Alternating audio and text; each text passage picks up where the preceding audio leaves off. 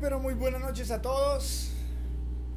Caballerísimo Javier, jurista, doctrinante. Eso, el término doctrinante algún día. ¿Cómo vamos, Javier? ¿Cómo vamos? Un momentico, yo le mermo un poquito aquí al volumen. Ahí sí. Y podría hablar un poquito más fuerte.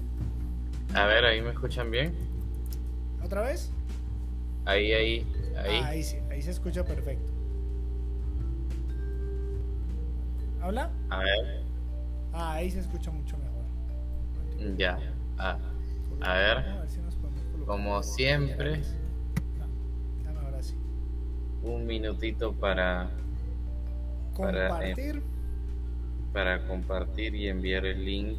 Recuerden compartir este stream con personas que les interese el derecho, que les interese la información, la educación jurídica, hasta las opiniones, que también es un lugar donde nos podemos dar opiniones.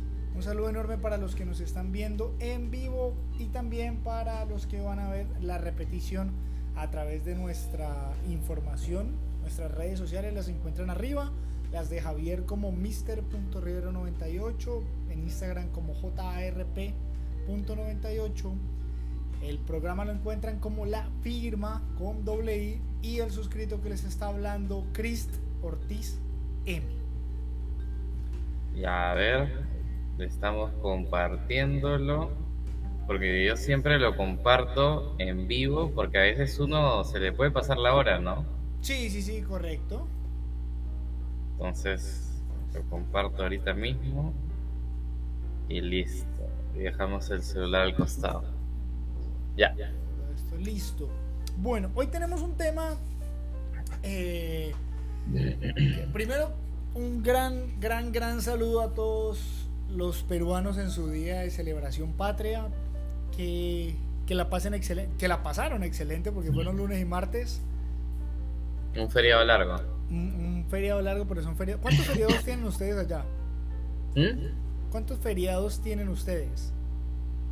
Uy, en total no lo he contado todo, pero cada gobierno que pasa da más feriados. ¿Cuántos feriados? Vamos a averiguarlo acá. Dice, Perú tiene 16 feriados. Ah, menos que Colombia, porque usted me dijo que tenía nosotros tenemos 18 días feriados. 2 menos.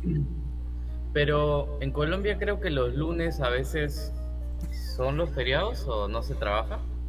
Sí, acá hay mucho lunes festivo. Acá se llama festivo. Y bastante. Sin contar los feriados, los festivos, ¿cómo diría yo? De facto. Porque aquí, por ejemplo, cuando juega la selección nacional, después de las 2, 3 de la tarde, ya es feriado. Bueno, es que tienen una selección para poder hacer feriado, ¿no? Pues aquí, sea la femenina, la sub-20, la sub-23, todo es feriado. O sea, aquí uno sale a la calle y ve los conductores del servicio público con camiseta de la selección, sabe que hasta las 3 puede hacer diligencias. Porque todo el mundo va de feriado. Ah, ya, entonces ya de por sí es así. Sí, no, también acá y acá en Cali, que es tierra caliente, comienza a llover y es un pseudo feriado. Porque sí, las personas te reprograman citas, hay lugares donde trabajan como a media marcha. Sí, acá el colombiano es muy trabajador, pero también encuentra muy buenas excusas cuando quiere parar. Creo que en Chile hace tiempo yo vi un proyecto, creo que sí lo dieron, que era anular el día viernes como día laborable y solo trabajar de lunes a jueves. 4 días laborables. En Europa creo que aplicaron eso. Hay países que lo aplican. Pero bueno, acá el peruano mayormente es informal, o sea, acá trabaja el día a día, o sea. Sí, son políticas públicas para la minoría. Acá también sucede exactamente lo mismo. El índice de informalidad aquí es del 60%. Claro, tú acá al peruano le dices que no trabaje un día y es decirle que no coma un día, ¿no? Eso es verdad, eso es correcto. Ahí es cuando uno dice políticas públicas no pensadas para las realidades. O sea, son Claro, copiadas, pero simplemente para salir en el noticiero a decir que estamos haciendo cosas nuevas. hay cosas que lamentablemente no funcionarían de Europa acá en Latinoamérica de por sí por el tema cultural. Eso es verdad, eso es verdad. El contexto es muy diferente y creo que las normas, en general las decisiones deben ser tomadas para el contexto, no copiadas, porque la última copia buena que se hizo de normativa fue el Código Napoleónico para el Código Civil. De ahí para allá nada de lo que se ha copiado tiene muy acertada aplicación. Acá fue lo último, fue que como llevamos una crisis de inseguridad, mayormente los robos o los asesinatos a través del sicariato eran en moto, no se les ocurrió la mejor idea de que tenían que de salir todos los que manejaban moto con un chaleco que tuviera la placa en el mismo chaleco, o sea, en la parte de atrás. Duró 5 días, creo, porque era una completa estupidez, ¿no?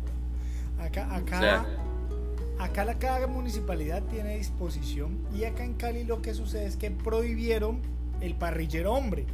O sea, no pueden ir dos hombres en una moto. ah, ujú. Como si las mujeres pues no pudieran accionar un arma de fuego. Es que hay políticas criminales que uno dice, o sea, que ¿en qué te va a ayudar eso, no? Sí, o que el mismo conductor no pudiera accionar el arma. Es decir, eh, sí, sí son políticas que yo insisto, de nuevo son políticas públicas alejadas de la realidad social, de la realidad contemporánea. Claro, es que deben haber políticas criminales, sobre todo las políticas criminales, que sean eficientes, ¿no? Eso es verdad. Bueno, vamos entonces a entrar en materia. Un saludo a los que nos están escribiendo a través del chat. Qué bueno verlos, no me imaginan lo agradable que es verlos tanto que se les extraña. Y vamos a proceder entonces con el Claro. tema de hoy, un tema calientico, un tema recién salido del horno, por decirlo así, acá el horno colombiano. Y es básicamente la noticia de que ayer se dio el sentido del fallo, que eso es algo importante aclarar. Yo creo que en Perú también se utiliza la misma figura. Y es el sentido del fallo. ¿Sí se utiliza la misma figura? Sí, el delito de soborno no existe en el Código Penal. Ah, ok, no, no, Fraude. no. El sentido del fallo, a lo que me refiero es como en un momento determinado el sentenciador o el juez no da como tal la sentencia en audiencia, sino que menciona cuál podría ser la sentencia y da la sentencia posterior. Eso se llama el sentido Ah, del no, fallo. no. Acá se programa una lectura de sentencia en tal fecha y ese mismo día de la ley, pero que te vaya adelantando qué va a poder decidir en la próxima sesión, no. Ah, Es una ok. figura interesante, ¿ah? Sí, No correcto. sabía. Acá se utiliza más que todo en el área penal y más que todo en sentencias de trascendencia social, económicas o políticas, pues en este caso políticas, con el proceso frente al expresidente Álvaro Uribe Vélez. ¿Qué sucedió el día de ayer? Por un periodo de 10 horas, la juez procedió a leer el sentido del fallo. Una lectura supremamente extensa. Si me lo preguntas personalmente, en algunos momentos muy enriquecedora, muy bien elaborada jurídicamente. En otros momentos con acotes que uno no considera tan relevantes, es decir, pudimos habernos ahorrado horas dentro del desarrollo. Sin embargo, también entendiendo frente a la funcionaria judicial la magnitud, es decir, es que estás dictando sentencia en primera instancia a un expresidente. Y Pero, algo que ha sucedido o que ha dificultado mucho este proceso es que desde su principio, hace más o menos 6-7 años, ha sido transmitido en vivo totalmente.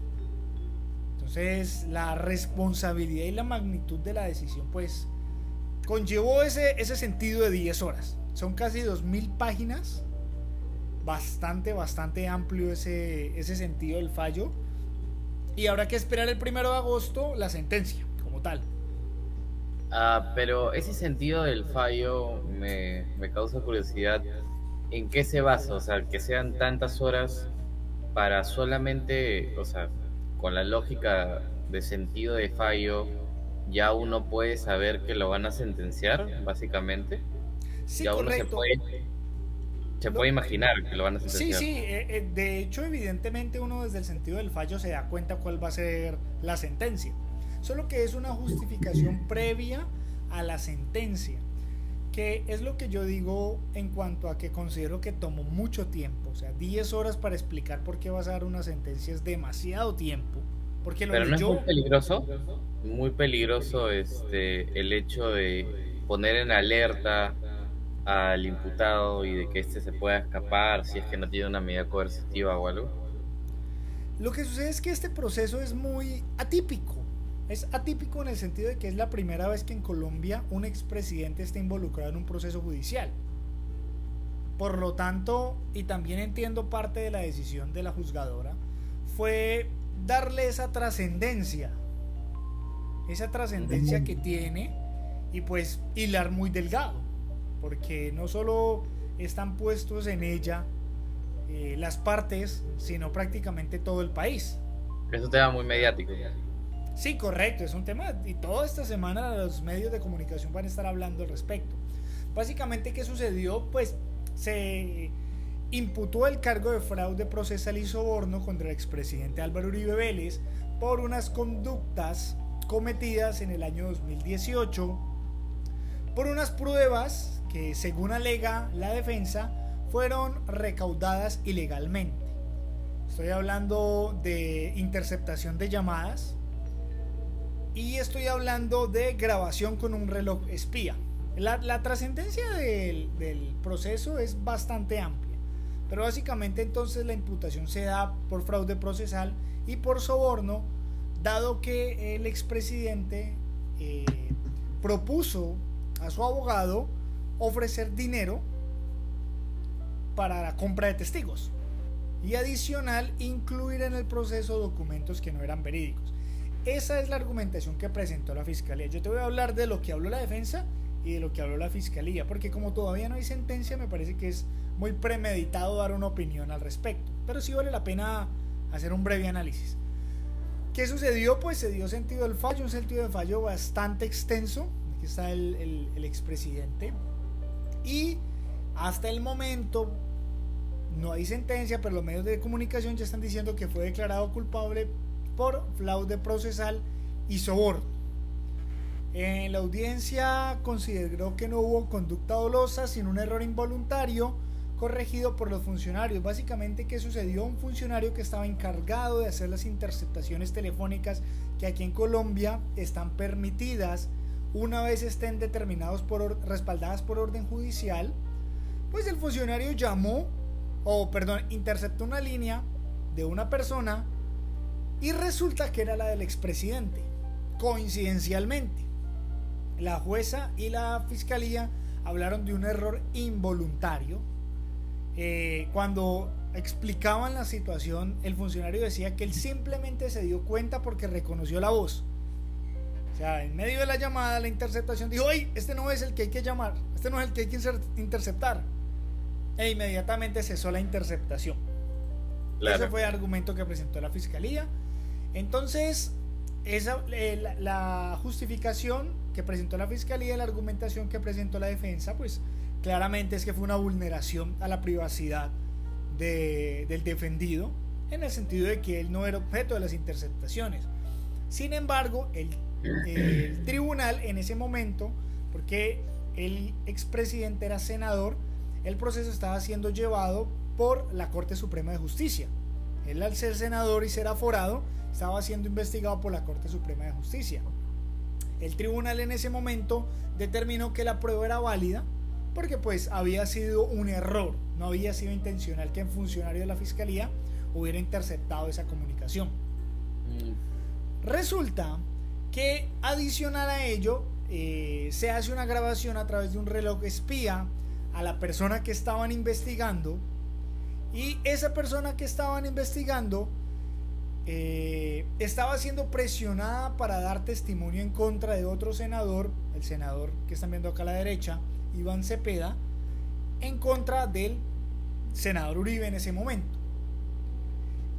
Esa grabación del reloj también sirvió para adicionar pues carga procesal o carga probatoria a lo que se estaba planteando en contra del senador, el expresidente Álvaro Uribe. Acá en la mitad están la persona que estaba siendo coaccionada para dar el testimonio según argumenta la fiscalía. Entonces, en ese sentido, esos dos elementos fueron tomados en cuenta para que la Corte Suprema pues comenzara a establecer ese elemento material probatorio y ya pasar a prueba dentro del despacho. ¿Qué sucede? La Corte Suprema de Justicia funciona bajo la Ley 600 y el expresidente, por recomendación de sus abogados, renuncia a su fuero de congresista y el proceso deja de estar en Ley 600, es decir, jurisdicción de la Corte Suprema de Justicia, para pasar a Ley 906, que es la jurisdicción ordinaria, es decir, jurisdicción penal. Cuando pasa ese tiempo, la defensa argumenta que el material probatorio recaudado en la anterior jurisdicción no debía pasar a la nueva jurisdicción, dado que era un reinicio del proceso. Sin embargo, la juez del caso argumenta que ese material sí tenía plena validez y que una vez ya involucrado en el proceso, podía dársele validez en esta nueva jurisdicción, aunque hubiera habido un cambio de normativa por la cual lo estaban investigando. Básicamente se sigue desarrollando el proceso. Fueron más de 67 audiencias, 7 años, una lista innumerable de testigos, de testimonios, de material probatorio para plasmar la información que se dio ayer, o el sentido del fallo, el cual el sentido del fallo como tal, la sentencia está programada para el 1 de agosto. La pregunta o el tema de conversación que podemos poner sobre la mesa es, primero, ¿está usted de acuerdo con un sentido del fallo de 10 horas? Dependiendo de la complejidad del caso, yo creo que sí.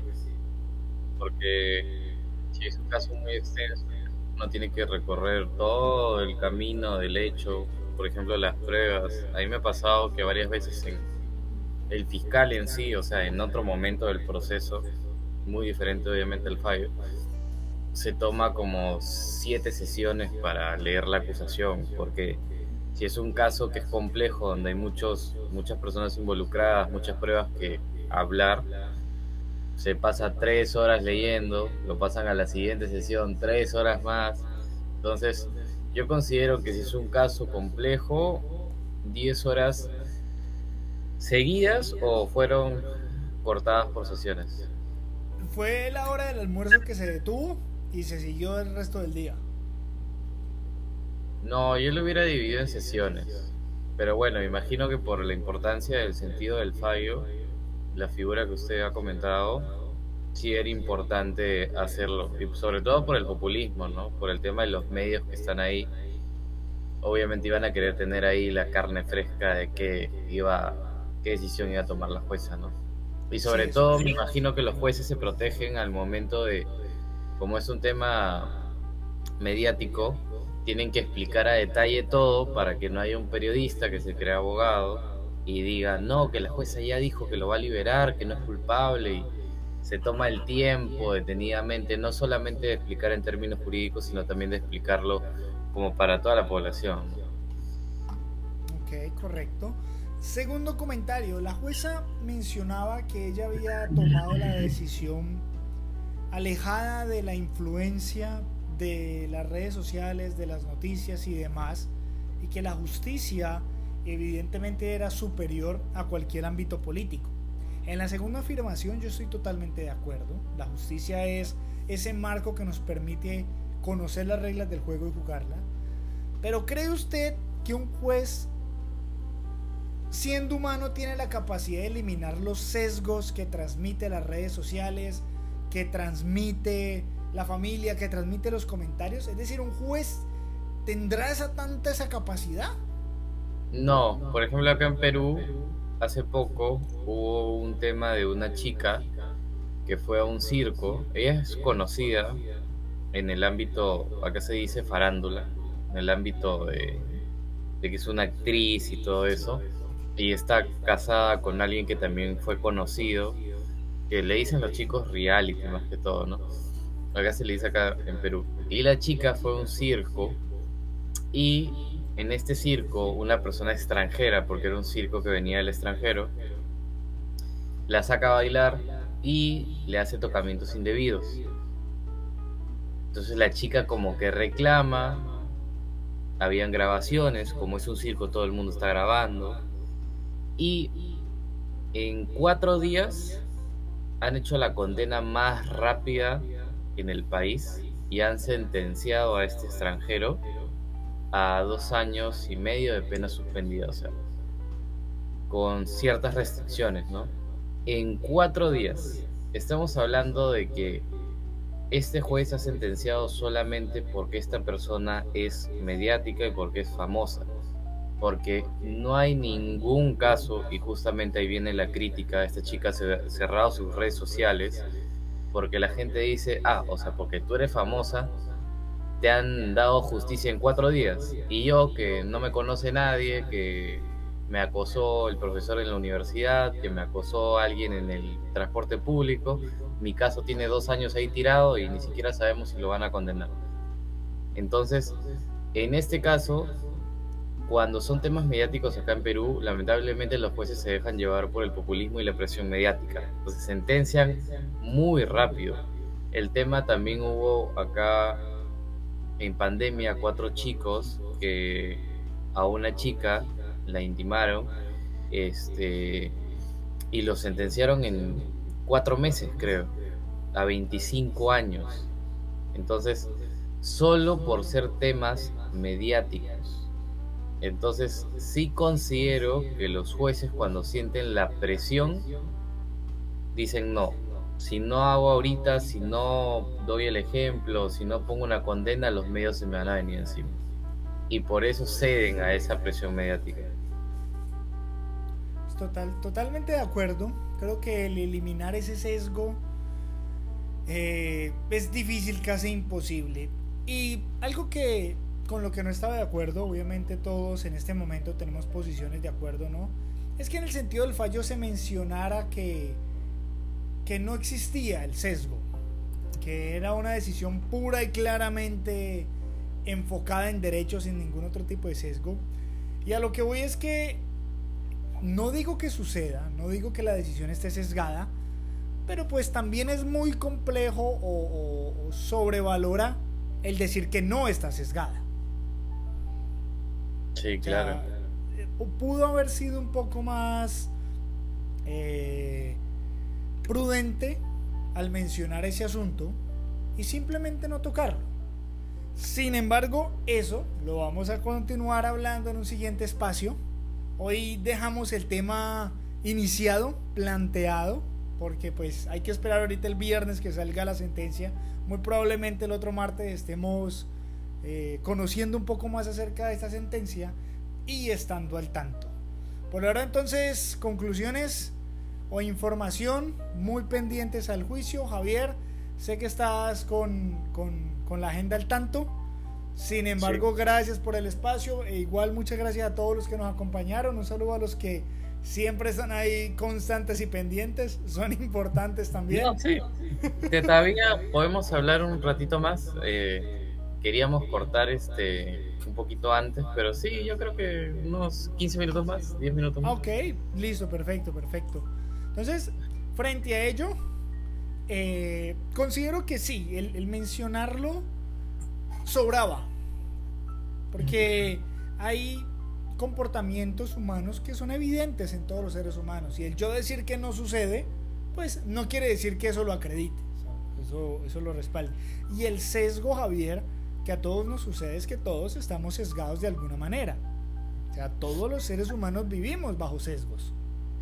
Claro, es que, mire, a mí lo que me sorprende es que ese proceso no se caiga, o bueno, se va a poder caer por futuras nulidades, porque yo considero que hay una teoría que es la teoría del fruto envenenado, que son respecto a las pruebas que ingresan al proceso cuando son recogidas de manera, se podría decir, ilegal, ¿no?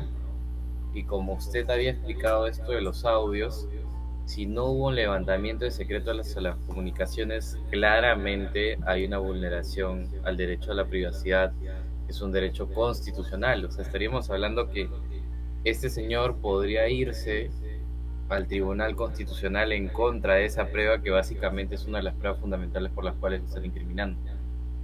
Porque por más, eso sí, justamente esta teoría dice que el árbol puede haber crecido de una manera, se podría decir, natural y perfecta, pero si uno de los frutos causa que todo se contamine, el proceso se cae y el árbol no sirve.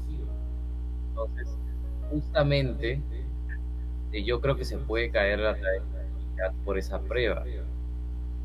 Ya es lo que yo considero. O sea, si yo fuera el abogado, pondría una nulidad. Algo que estaba planteando en una entrevista que le hacían hoy al abogado defensor, evidentemente, el doctor Jaime Lombana, es que seguían adelante. Obviamente él hablaba de que pues sigue la apelación, la evidente apelación ante un juez de segunda instancia, que es lo natural, que muy probablemente iba a suceder lo que estás mencionando, de que se genere una nulidad respecto al material probatorio incluido dentro del proceso. Sin embargo, él, que me pareció una posición muy sabia y muy inteligente, él decía: esperemos el fallo a ver qué es lo que dice. E igual hay algo que sucede, y es que en octubre del 2025 esta acción penal prescribe. Entonces también entiendo la celeridad de la jueza al dictar sentencia, porque es que estamos a julio, agosto, quedan 3 meses, cerca del 13, 14 de la prescripción. Entonces pongámosle 2 meses en los cuales tiene que irse a tribunal y en los cuales tiene que irse a casación, que es muy corto el tiempo. Sí, mira, con el tema de la nulidad, o sea, ¿qué te dice el código de ética acá a un abogado que tiene la moral al 100% y su ética está totalmente formada, que tú debes advertir las nulidades al juez? O sea, usualmente en las audiencias, cuando nosotros los abogados vemos posibles nulidades, agarramos y le decimos: señor juez, antes de que usted siga con lo que está queriendo realizar, quiero evitar futuras nulidades, y con todo el respeto, lo que usted está haciendo va contra el debido proceso. Entonces, para evitar nulidades, advierto que lo que usted está haciendo va a hacer que el proceso se caiga. Pero hay abogados que te dejo correr y ya una vez que lo hiciste, ¡pum!, presento la nulidad. Por ejemplo, yo tuve un caso justamente de un compatriota de usted, Cristian. Es un proceso en el cual a esta persona nunca se le ha llamado desde la investigación hasta la etapa intermedia, que ya es la acusación. O sea, ya han generado una acusación en donde le están pidiendo 24 años a esta persona. Entonces, esa investigación ha durado casi 3 años. Y él dice: ¿cómo me vas a notificar recién cuando yo vivo en otro país?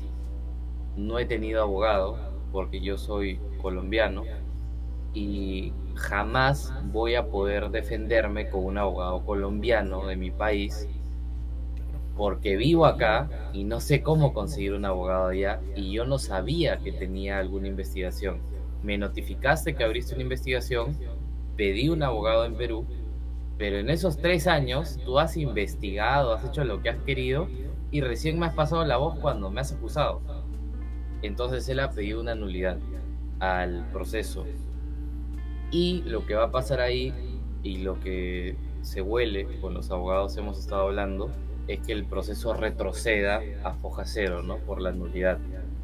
Entonces, mayormente yo creo que ha sido estrategia por parte del abogado de esta persona que vive en Colombia, que ha dicho, no digas nada, si no te han pasado la voz, no es tu problema, eso es la justicia peruana, si la justicia peruana no hizo su chamba, tú no tienes por qué decirle que la haga. Y es cierto, entonces hay abogados que no advierten eso, se quedan callados y a la hora de la hora te salen con el papel y te dicen nulidad. Y seguro eso es lo que va a pasar en este caso, ¿no? Sí, es cierto. Ahora, es claro que estrategias jurídicas hay tantas como abogados existen. Y lo importante creo yo que también se puede resaltar es que es, es, es un caso, es el primer caso que sucede así, que a favor o en contra es importante que la justicia demuestre que también pueden ser procesados expresidentes, porque en realidad el primer mandatario que tenemos hoy tiene mucho que rendir ante la justicia.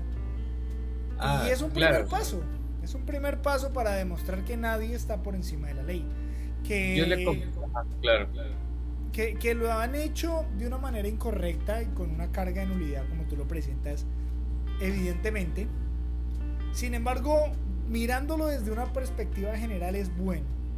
Es bueno porque de aquí en adelante, sea cual sea el resultado que al expresidente le determinen, que muy probablemente es la nulidad y pues la absolución de cargos, de aquí en adelante se puede plantear.